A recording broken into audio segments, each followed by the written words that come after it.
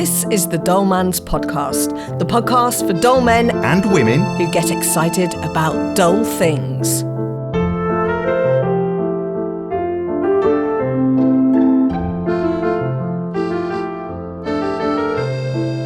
Welcome to another edition of the Dull Man's Podcast. This is episode 19. I'm very pleased with myself because I can count, as it turns out. Good for you, Dave. Joining me in the studio, there was the voice of Demitris Deech. That's Hello, me. Deech. Hello, Dave. How you doing? Hello, Sarah. Yeah, I'm good. I'm excited to be back in the studio, back on the blue mic again. Exactly. And in the top 800 comedians. Yeah, still going strong. Yeah, absolutely. And Sarah Steele, welcome. Thank to another you. Dull Man's Podcast. How are you? I'm very well, thank you. Good, Delighted good. to be here, as ever. Good. Have you been playing your piano accordion anywhere recently? Because we learnt in the last episode that you're a fine piano. Well, we didn't learn you're. No, I'm a terrible piano. It's really hard. It's funny, isn't it? Because you're an excellent pianist. I know, but on the keyboard bit aside on a piano accordion, that is logical. The buttons, I'm going to get technical here, but work in circles of fifths, so they're not consecutive notes. So the geography of it is really complicated, and each key has 4 different buttons. So you've got C major, C minor, C dominant 7th, and then C diminished 7th. Anyway, what have we got coming up in the show today? Deech, what are you going to talk to us about? I'm talking about zips today. Ooh. The zipper. Oh, okay. You're flying low. Zip or zipper? Zipper's American, I think, isn't it? Yeah, that's what. Or is zipper the full name and it's all Correct. shortened to zip? Correct. You're going to find out lots of stuff. I can hardly wait.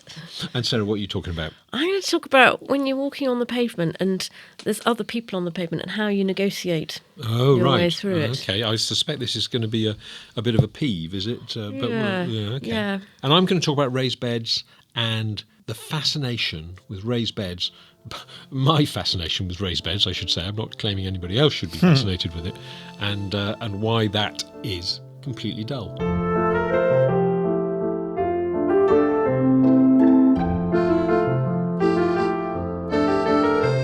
And now, ladies and gentlemen, it's time for the feedback section of the podcast. And we got something slightly unusual today, because Deech gave me a recording of his daughter, and this is related to our episode we did on the Scouts some time back, and because your daughter is in an organisation, a paramilitary organisation. That's right. She's into, she's in the Her Majesty's Rainbows. Her Majesty's Rainbows, exactly. Yeah. Special Forces Rainbows. Actually, it'll be His Majesty's Rainbows now. Yes, that's true, yeah. And so anyway, she has a sort of, the equivalent of the dib or whatever. And so Deech has recorded her saying it. So let's have a listen to that. I promise to do my best, think about my beliefs, and to be kind and helpful. So I promise to, if I've got this right, I promise to do my best to think about my beliefs and be kind and helpful. Kind and helpful, you mean? Well, yes, I was paraphrasing, obviously. But it's an interesting one, that, isn't it? Yeah. Think about my beliefs. So, this came out because we on the podcast we did about the Scouts, we recounted our Scout promise. Mm-hmm. And she was listening to the podcast. She's one of the listeners, and she's sort of forced to listen whilst I drive my car. And it was the episode when we were recounting the Scout promise, and she heard that because, Daddy, that's really similar to the Rainbow's promise. I said, "Oh, what's the Rainbow's promise?" And she read it out. Fantastic, because it always used to be quite religious, didn't it? Do my duty to God and the Queen. Yes, all that sort of thing. And I think all that I guess is not said anymore. Yeah, so I suppose now it's a more secular version by saying think about my beliefs, and beliefs don't have to be spiritual. They can be a belief of, whatever a 6-year-old their belief might be. I believe the postman comes every morning. Yeah, I believe in the tooth fairy. Well, quite, yes, or Father Christmas, of course. Yeah. Can I say that's just the cutest thing? She's adorable. That was so funny. Yeah. She is. I love the kind of, slightly aggressive take on it. But thank you very much for bringing that in, Deech. That was very nice.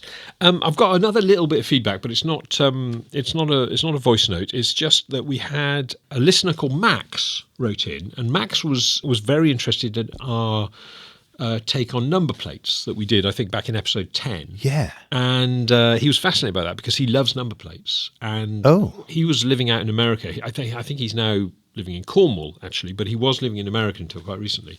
And he was, and of course, there's lots of different license plates, as they say over there. And he sent in a few pictures of these license plates, and I've got a few here. So there's 24 KTMOM, which I think is 24 carat mum. I think that's what that means. Yeah. Okay. And then there is FRECNDY, free candy. There was one. That just sounds like a paedophile's car. It does. Hey, mister.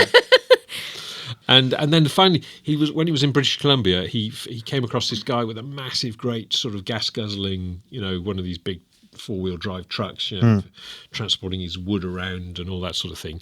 And it had a sort of ironic number plate, which was for Greta. So thank you very much, Max, for sending those examples in. And he also had another question, which was, do you remember in episode 14 when we were talking about the middle aisle at Lidl? Yeah. And I think, Sarah, you said something about a badger knitting kit. That you'd seen there, a knitting kit to make badgers, and Max wanted to know if it came in a set. Oh, that's just terrible. I think that's brilliant. Yeah, well, that's why you're only in the top 800.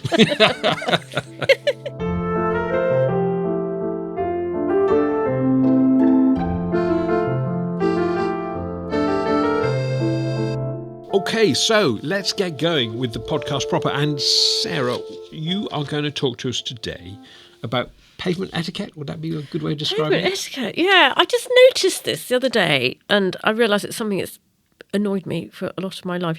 And I was walking down the road in my hometown, and there were some young people coming towards me in a long line, across, horizontally across the pavement, and they just didn't get out of the way. And so I was kind of pushed into a doorway so they could go past in formation. I thought there are some people who they'll kind of look you in the eye even and just keep going straight and they won't let you past. I think it's a bit of give and take. So you can see someone coming towards you, so you move a bit, they move a bit, but no, some people they're on their course and that's it. Do you think they just were unaware of your presence? They were so wrapped up in their own business. I mean, I know I'm small, but I'm not that small. No, you're not that small. No, but I think what Dave's saying is they might just not have noticed you because they were talking to each other. I mean, it just seems... You seem to have taken it personally. It seems unconscionably rude what they did to you. And I just wonder whether it was a conscious thing on their part or whether it was an unconscious I don't thing. think it was unconscious. Oh, really? No. Okay. I mean, have you never had this happen? Yeah, so here's a tip, because I have had it, and sometimes you can tell as they're approaching you just whether they're going to move or not, right? Yeah. So here's the thing, when you're walking towards them, stop. Okay. And because if you think they're not going to move out the way and they think they're being tough by doing that, stop. Because then they have to go around you. Yeah. Or I suppose they could shove you come out face of the to way. face. That won't. Yeah, that just doesn't happen. But if you stop just at the moment, you can make it really awkward for them that they then have to sort of shuffle out the way. Have you done that? I love doing that. I'm going to do that now. Absolutely love it. God, the streets of Cheltenham must be tough. Yeah. It is. But it is really annoying. And yeah, it's this, there's same people who are like that in a car. They just don't care about Well, I don't really else. drive towards people in a car, but yeah, I know what you mean. You got a row of 5 cars coming towards you, taking up the whole road. I'm just going to stand here. But the whole pavement etiquette is interesting, isn't it? Because sometimes, if you're on a pavement where it's reasonably narrow, and you have to, and even if there's just one person coming towards you, sometimes you go into this sort of dance. Yeah. Where you sort of, you go one way, but they go the same way. But that's funny, and then you smile. And then you go the other way. then And it you becomes a hold rom-com hands, meet cute. And then I always end up saying, kissing, and I always you end lick up each other's apologising. faces. I always apologise then. Yeah. I'm terribly sorry. Yeah. As if somehow And the other person it's my does as well. fault. Yeah. One of the worst kind of pavement etiquette things, it was during COVID, and you remember there was that meter, you had to stay a metre away from people. And some of the pavements in Stroud are quite narrow. And there was a guy who had his kid with him, and this child was about 4. And this guy had a long stick, a metre long stick. And he was just waving it around to stop people coming close to him. An Nearly absolute took his child's dickhead. eye out because it was the same height as the child's eye. What a prick. But, this is my pavement. Everybody off What the a way. wanker. I know. A COVID compliant stick. Yeah. Yeah. But with a small child at stick height who was having to duck and avoid not being blinded. Jesus. People He'd are rather funny. have got COVID. If I'd known his routine, I would have taken my own stick out and started fencing. That would be great. I'd be interested if you'd done your trick of stopping in front of him, what he'd have done then. Well, Deech would have been impaled. I think he'd have whipped you with a stick. I would have been jousted. My frustration is when you walk and then you've got someone slow in front of you. I really hate that. And then you try and nip into the road to get past them, but then there's a car coming, and then Yeah, and you just sort of see like how far up to them I can sort of chest up to them. Come on, Sort of start try and- walking really loudly. You know when you when breathing someone's heavily. driving slow in front of you, and you try and get really close to them. I try and do that by walking, just sort of come on, Come on, old dear, out the way. And I could easily overtake them. But apparently, if you walk slow, it's more healthy. Or mentally that. more. Who's got time? It's, Not for more, the it's person mentally behind. more exactly. Yeah, It's so stressful.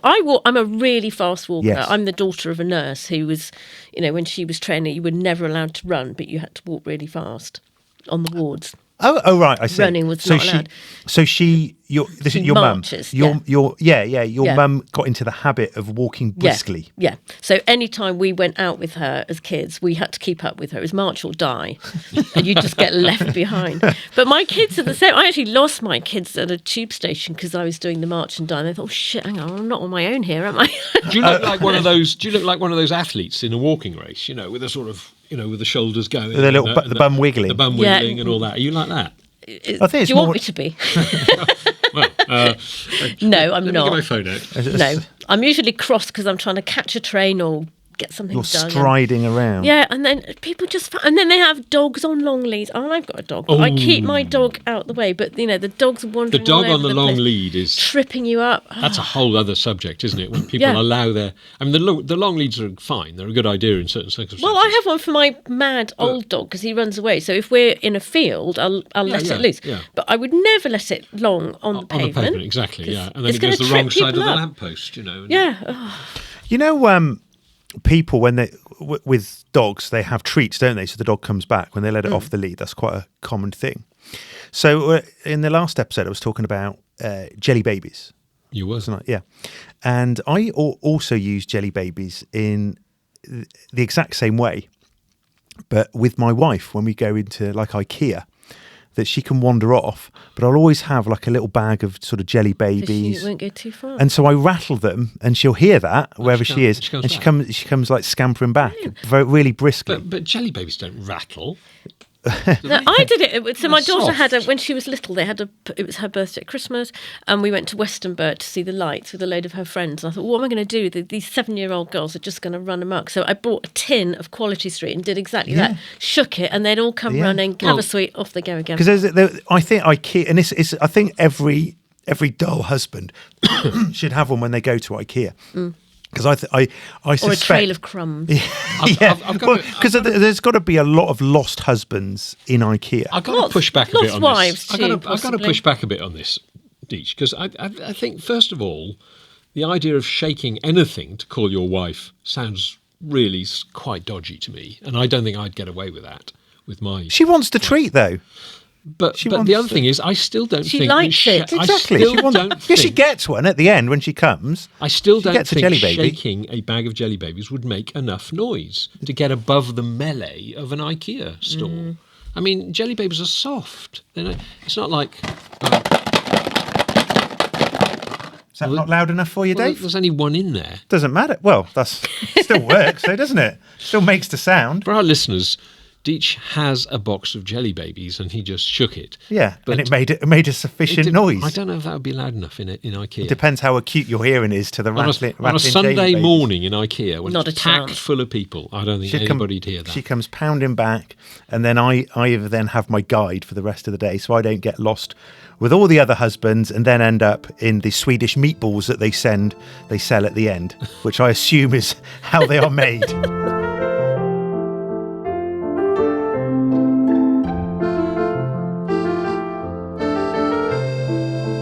Deech, you're going to tell us all about zips now, aren't you? Yeah, or the zipper. As the Americans say. Yeah, well, that. Or do they? Yeah, no, they do. They do. I've spent enough time in America to say, "Hey, your zipper is undone again, sir." Can you put that away, please? And it. You presumably spent several nights in prison as a result of that. Well, the reason it's called a zip. Do you think you might be able to guess what? The Because noise. it's short for zipper. Onomatopoeic. It is onomatopoeic. It Yeah. is.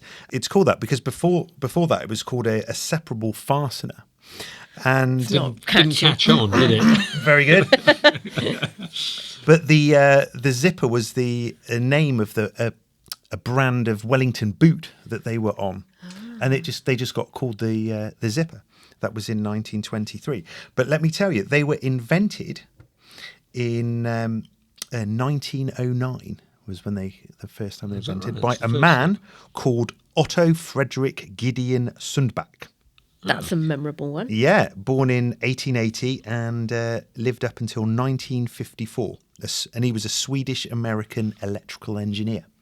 Because it's a brilliant invention, isn't it? It's an engineering feat. Yeah. Fantastic. When you look at a zip, I mean, most of us just use them, don't look at them. But sometimes I stare at it. I do. Well, I've broken does enough to that try and work? work out how to put I've seen every you anorak staring at I've my had. zip, Dave. Yeah. I didn't know how to take it, but it was your dullness, How actually. does that work? I'm particularly fond of Deech's zip. I'm mesmerised by that as well, Sarah, sometimes. I had to do it up and down many times to try and work it But out. we've all had a broken zip on an anorak that we Yeah, had you to try and fix it. Yeah. Yeah. Oh, and my dog likes eating zips, which is really annoying. So you try and kind of get the little teeth back in place. Are they called teeth? You're going to tell us. Yeah. aren't you? There's several components, but the teeth. But it is a a brilliant idea, isn't it? I mean, Yeah. and it just the mind of this guy Otto or whatever his name was who came up with this. I mean, I have to applaud that. I'll give you a history on not so much on him, but how he invented that. But up until then, similar things were designed with sort of string, sort of similar, where you had like a loose. Or a loop and a piece of string, and you could pull it so tight, it was sort where of you thing. had them in tents and stuff like that, as Yeah. you might remember. Yeah. So that was sort of the birth of them, and sort of leading up until the sort of the very quick mechanical system. And so there was a company at the start of the 1900s called the Universal Fastener Manufacturing and Machine Company. Gideon Sundback, as he was known. So he was a Swede and he moved to America and he was trained as an electrical engineer and he was hired by this company in 1906. Anyway, he married the plant's manager's daughter, Elvira Aronson, and so he then became the head engineer and designer of the Nice company. move. Exactly. And so he basically went to work and invented that on behalf of the company. He patented the zipper in 1914, but he retained all the non-US rights, and he used these in subsequent years to set up the Lightning Fastener Company in Ontario in Canada. And a lot of people think that the zip was invented in Canada because of that, but it was invented before. He was a shrewd man, wasn't he? was- Kept was the a- rights. Well, listen, within a couple of years of it being invented, it was, building up a lot of excitement around the world. It must have had a lot of TikTok videos and things like All that. of that. Of scantily clad women undoing their zips Whilst chopping wood. whilst chopping wood. And in 1916, newspapers in Australia reported displays of the new hookless fastener, a device from America that the world has been waiting for. And they had a live model in a shop. So an actual, real person. a real person zipping themselves up, and this where people would just All look day. astounded. Yeah, literally. So a little bit more about him. In 2006, Sundback was honoured by inclusion in the National Inventors Hall of Fame for the work and the development of what he did. And on the 24th of April in 2012, which was, would have been his 132nd birthday, Google changed the Google logo on its homepage to the design of a zip. Aww. That's worthy of an awe, is it? Yeah, that's nice. I like that. Well, they do that often, don't they? They do that Google. occasionally, yeah. I don't know why the phrase flying low or you're flying low exists, though. Well, Your because of the flies fly. are low. Because some people call them flying. yeah, because Yeah. there's the zip on a Yeah. trouser. Well, Well, no, no, that flap at the front of your trousers, Yeah. your flies. Oh, it's the flap that's the fly, not the zip. Yeah, Oh, okay. it's the opening. I thought it was the zip.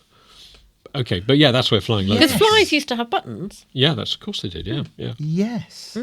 I actually had a pair of trousers with buttons instead of zip. jeans. Which I got very bored and fed up with and stopped wearing. Because, So I stopped doing up. well, it wasn't very convenient, frankly. Yeah.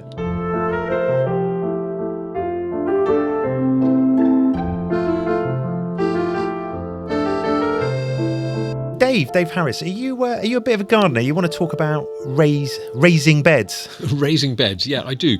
And one of the reasons I want to talk about this, the truth is I'm not really a gardener. I mean, I don't, our garden is fairly neglected. But the garden comes to you. Well, when it's raised, Yes. Yeah. Well, anyway, we had this bit of space in the garden, which was more or less, kind of wasteland. It's not a very big garden, but this bit of the garden wasn't doing anything, and I thought, wouldn't it be good to grow vegetables there? And then I visited a friend's house and saw a raised bed that they had, and I thought, that's what I want. I want a raised bed. There was something about it. It sort of appealed to my... Did it look neat and tidy? Neat and tidy. Is it railway sleepers? But it was, railway sleepers, muscular railway sleepers. I love a railway sleeper. So I set about this project and I got a book, or somebody actually gave me a book about it, and I read that, and that was great, and all this sort of thing. And the book is not just about building the raised bed; it's about what you then do with it. So I thought, fantastic! I'm going to grow all these veg and things like that. So I set about the building exercise, and I sourced the sleepers. Went online. I found the best ones that were going to last the longest, and all that sort of thing. How long are you expecting to live? That's great. Well, Classic dull man research. That I love that. I did the whole thing. Yeah, and I yeah, did yeah. this out, and I found that the sleepers were delivered. They weigh a ton. These bloody sleepers. They're really hard work to move. And then I dug the foundations and I put the sleepers in, and it's like, and then so once I'd got my raised bed, then I then put and this, you'll like this one, Deech. This is real dull man stuff. Yes. I sourced from the internet a strip of self-adhesive copper. And I stuck it, and it's about 2 inches wide. So it's like it looks like sticky tape. So it had a glue on one side. Very, very thin copper. Yeah. With a stickiness on one side, and you stick it all the way around the raised Sort of bed. brace it. No. I was going to ask what your bracing technique was. Oh, the bracing technique is huge, long Head between the knees, hands over your head. screws. These fantastic, thank you, Deech. These fantastic long screws that you use. They're especially for outdoor stuff. They called coach so it's bolts. very strong. Are they called coach bolts? They're not bolts because they're self-tapping. Right. But they're very long and they're very strong and don't rust apparently and all that. So the purpose of your copper strip? The copper strip is to deter I know, slugs. slugs. Exactly. So you put this 1 wide or 2 inch wide strip all the way around the raised bed, and the slugs, in theory, will not cross this barrier because they hate copper. Right. That's the theory. And this stuff is sold for that purpose. It's not, I didn't just sort of make this up. This is what they sell it for. And there are lots of different manufacturers. And I bought this one and I put it on. So picture the scene. I've now got my very, very well braced and very strong raised bed, got my copper strip, but it hasn't got anything in it.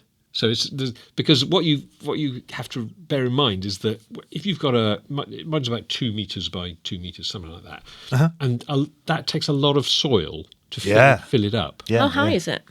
It's about How many sleepers? It's two sleepers high. Okay. And so it's probably I would say Couple of foot? 10 inches. No, not a couple of feet. It's 10 inches to a foot high, maybe Okay. a bit more. Do you know? I can't remember. I Yeah. had all the measurements, but I can't remember.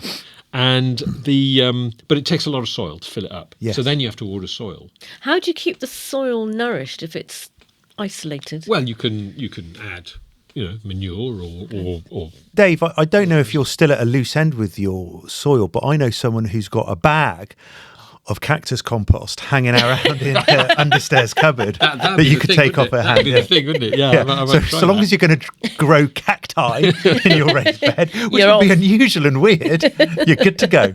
It might have a loose trainer in there as well. No, I actually did source the soil from a local company, and that next door neighbour's garden. delivered. And I had this plan. So this raised bed, it was on the edge of our garden, and there's a neighbour's driveway down sort of the other side of the fence, and I thought I'm going to get them to back their lorry down the neighbour's driveway with the neighbour's permission, obviously, and then they can crane the soil because it comes in these massive bags, these big. You get to watch the crane. Bags. Yeah, they're 1-ton bags. Yeah. So they'll crane the soil over into the raised bed, and then I just split the bag. What a project! This is like HS2. But the soil arrived on the appointed day In a wheelbarrow. in a lorry, They just dump it on your driveway. and the guy said, "I'm sorry, I can't reverse down there. It's too narrow."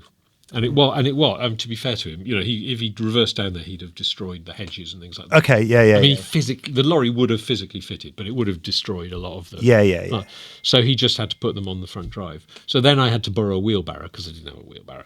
So I had to wheelbarrow this several ton. There were 2 bags, so 2 tons of earth Blimey. Oh, that's a down the killer. side of the house and tip it into the thing. And the hard bit about that is when its foot is leaning over the bag to shovel shovel the soil into the But you the have to wheelbarrow. split the bag. Well, the thing is, that would that have ruined your driveway then? Because you could do that; it would have made life easier. You But could have then, just turned your driveway into another bed. Yeah, exactly. But no, I didn't split the bag. I did exactly what you just described, Deech. I leaned over and I shoveled. that is back-breaking work.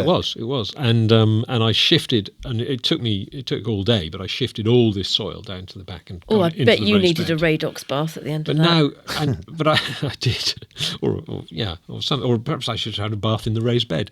But I was so exhausted, but very satisfied by doing all this. But I've done nothing with it since. I was going to say, have you actually planted No, it? Do you have a planting So plan? the project was fantastic. How long ago did you do this, Dave? Well, that's the thing. I did it in about November, so October, Okay. November. So How many months for? It'll yeah. soon be several time months. to It will start soon doing be time. So start some seedlings. I'm telling inside. myself that the spring is about to arrive, and I am going to start using it. But so far, I've done nothing with it. It's got some lovely weeds in it. I'm a bit of a gardener. I do love gardening. I did have a raised bed in an old house, and I absolutely loved it, actually. And my children were quite small at the time, so it was quite a nice place Yeah. to go and just hide. But I mentioned the copper strip and keeping the slugs off, and I mean that was one of the inspirations originally. Was that we always had terrible problems with slugs, and I thought if I can find a way of defeating the slugs without using horrible chemicals and things, and somebody said, raised beds does reduce. It doesn't stop them, but it reduces them. You get less, particularly if you put the copper strips in and all that sort of thing. So that was one of my inspirations. So we'll see whether that actually turns You out just to be sent true. all the slugs to another part of the garden, and Or they're now hopefully somebody concentrated. else's garden. Yeah. I was put a big sign up saying "Juicy veg this way." We had bought for us, or well, I suppose bought for my daughter as a present, was a bird feeder which sticks to a door. So it's made of perspex. Yeah. You can stick it to your door so you can see the birds come in, and you put the seeds in, or the fat balls that you put in. And the birds won't come, and sometimes it takes a while before they learn to come. And once I looked, and there was just a slug which had gone all the way up the door. And it was just munching away. It was like, we haven't got a bird feeder, we've got a slug feeder. It was just like that, just looking back at me and saying, thanks for this, mate, this is brilliant. Oh, I've not eaten so well in months. They're incredibly The persistent, fattest, aren't most they? massive slug just living in this perspex bird feeder. I know. I used to use beer traps. Oh, yeah. So they would die drunk, which was effective, but except in the sense that they would fall in the beer and drown, and that was that. But it occurred to me that it probably also attracted more slugs to the veg bed, because they could smell the beer, so probably, it was counterproductive. I don't know. But there are so many, if you go online, there are so many, solutions suggested for slugs that you hardly know where to Salt. turn. They don't like salt, do they? No, I mean, you can go out and sprinkle them, and that's a bit cruel. But Because but they also, another thing they don't like is coffee grounds, used coffee grounds. So we make a lot of real coffee in a cafetiere, and I always tip the cafetiere onto the raised bed. Hoping that you'll grow some coffee. Hopefully I'll grow some coffee. But apparently coffee grounds are very good for plants as well. They have all sorts of good stuff in them. But slugs... Make them grow fast! But slugs hate them. Oh, okay. So maybe that will help as well. I have heard that if you put a ring of salt around a self-driving Tesla, it then can't move out of the salt because it recognises it as an area it's not allowed to drive into. Could you do that around Elon Musk? Maybe? Yeah, I'll give it a go. Yeah. Sorry, it might dissolve. A Tesla won't drive over salt. Yeah. But what if Might the be roads true. have been gritted? Just do a ring of salt, a ring of visible salt around it. Does it have to be a self-driving Tesla, or will this affect any? Yeah, self-drive. It has to be a self-driving Tesla because I've never seen a self-driving Tesla, so I've only ever seen ordinary Teslas. Yeah, well, they're illegal in this country. Well, you can buy them, but you're not allowed to set it to self-drive mode. Oh, okay. So If surrounding you had a it in salt. dummy in the driving seat. Well, it's still illegal. Yeah, I know, but then the people wouldn't realise there wasn't a person driving it. Or you could just sit in there yourself. Or you could just drive it. Just sit there and do nothing. Just take a brush in case somebody surrounds you with salt.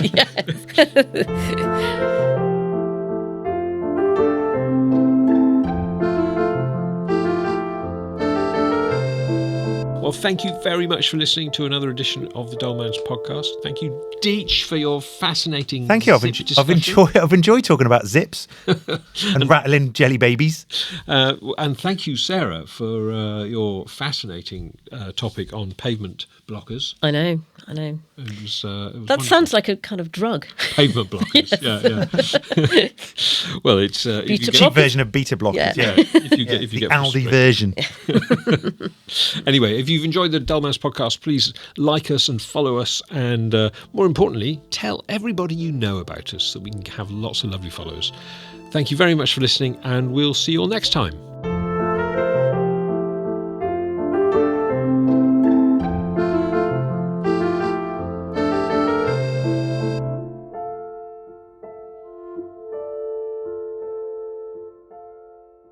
In fact, when the apocalypse comes, that if you survive the apocalypse, you could just move into an IKEA. Yeah. I mean, you'd be a bit short on nutrients with dime bars and meatballs. But Yeah, I know, but it'd be fun while it lasted.